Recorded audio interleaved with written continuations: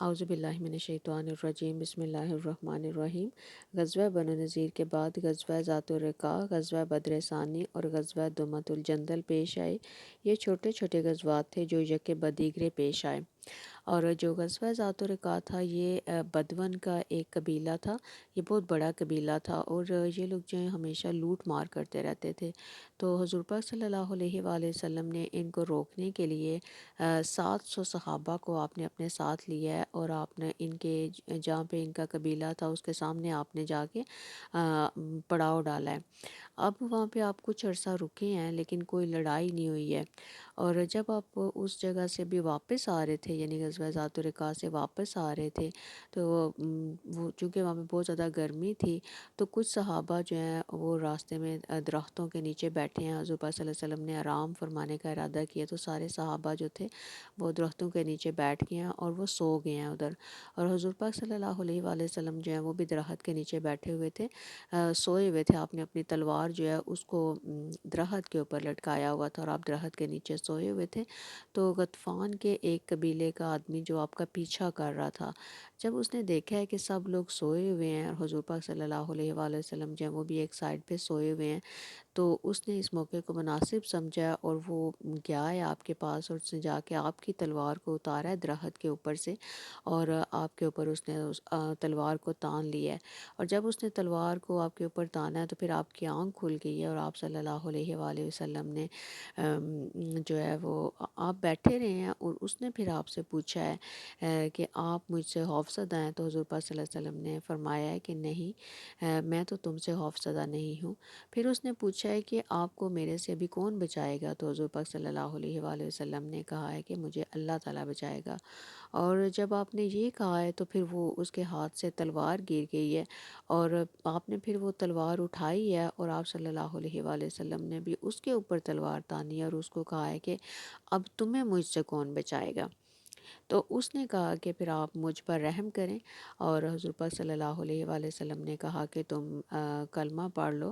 اس نے کہا کہ میں آئندہ مسلمانوں کے خلاف نہیں لڑوں گا، یعنی کہ اس نے کلمہ نہیں پڑھا، مسلمان نہیں ہوا، لیکن اس نے یہ وعدہ کیا کہ میں آئندہ مسلمانوں کے خلاف کوئی پیش رفت نہیں کروں گا۔ اور بخاری میں جو یہ واقعہ لکھا ہوا ہے اس میں لکھا ہوا ہے کہ جو سارے صحابہ تھے ان کو اس کے واقعے کا کوئی پتہ نہیں تھا۔ جب حضور پاک صلی اللہ علیہ وآلہ وسلم نے ان کو بلایا اپنی طرف، تو پھر وہ جب وہ آئے ہیں تو پھر حضور پاک صلی اللہ علیہ وسلم نے انہیں سارا واقعہ بتایا ہے۔ اور جابر بن عبداللہ کہتے ہیں کہ حضرت محمد صلی اللہ علیہ وآلہ وسلم نے اس کو معاف کر دیا تھا اور اس کو جانے دیا تھا، اس کو کچھ بھی نہیں کہا تھا۔ اس کے بعد ایک اور واقعہ اسی موقع کے اوپر پیش آیا تھا کہ دو صحابہ جو حضرت عباد رضی اللہ اور حضرت عمار بن یاسر جو ہیں، ان کو حضور پاک صلی اللہ علیہ وآلہ وسلم نے ان کی ڈیوٹی لگائی کہ رات کو تم لوگوں نے جو اسلامی لشکر تھا اس کا تم لوگوں نے پہرا دینا ہے۔ تو جو عمار رضی اللہ تھے وہ سو گئے تھے، اور جو حضرت عباد تھے وہ نماز پڑھ رہے تھے۔ تو ایک مشرک نے آپ کو دیکھا کہ آپ نماز پڑھ رہے ہیں تو اس نے اپنا جو ہے نیزہ ہے آپ کی طرف پھینکا ہے۔ وہ نیزہ جو ہے آپ کے جسم میں لگا ہے اور آپ نے اس کو کھینچ کے نکالا ہے اور پھینک دیا، لیکن آپ جو ہے نماز پڑھتے رہے، آپ نے نماز نہیں توڑی ہے۔ پھر دوسرا آیا آپ کی طرف جو تیر ہے وہ آیا ہے، پھر آپ جو ہے وہ نماز پڑھتے رہے ہیں، وہ آپ کے جسم کے اوپر لگا ہے، پھر آپ نے اس کو کھینچ کے نکالا ہے اور نماز نہیں آپ نے توڑی ہے۔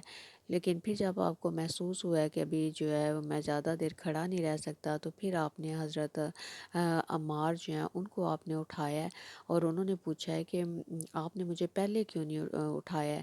تو اس پر انہوں نے کہا ہے کہ میں نماز پڑھ رہا تھا اور میں جو صورت پڑھ رہا تھا اس میں مجھے اتنی لذت آ رہی تھی کہ میرا دل نہیں کر رہا تھا کہ میں اس کو نماز کو توڑوں۔ تو انہوں نے پوچھا کہ آپ کون سی صورت پڑھ رہے تھے؟ تو انہوں نے کہا تھا کہ میں سورہ یوسف پڑھ رہا تھا۔ اور ساتھ ہی انہوں نے کہا کہ اگر مجھے یہ ڈر نہ ہوتا کہ حضور پاک صلی اللہ علیہ وسلم نے جو میری ڈیوٹی لگائی ہے ایز اے سیکیورٹی گارڈ کہ میں نے اپنا فرض پورا نہیں کیا، تو میں اس موقع کے اوپر جو ہے شہید ہونا زیادہ پسند کرتا کہ میں قرآن پاک کی تلاوت بھی کر رہا تھا اور نماز بھی پڑھ رہا تھا۔ اور اس کے بعد جو ہے وہ پھر حضرت عمار جو ہیں انہوں نے انچارج سنبھال لیا، اور یہاں پہ یہ دو واقعات جو تھے یہ پیش آئے تھے۔ آگے جو ہے یہاں یہیں پہ جو ہے ایک بڑی مشہور حدیث ہے جس کو حدیث جابر بن عبداللہ بھی کہتے ہیں، وہ بھی یہ واقعہ بھی اسی موقع کے اوپر پیش آیا ہے، جو میں آپ کو انشاءاللہ تعالی اگلی دفعہ بتاؤں گی۔ تب تک کے لیے السلام علیکم ورحمۃ اللہ وبرکاتہ۔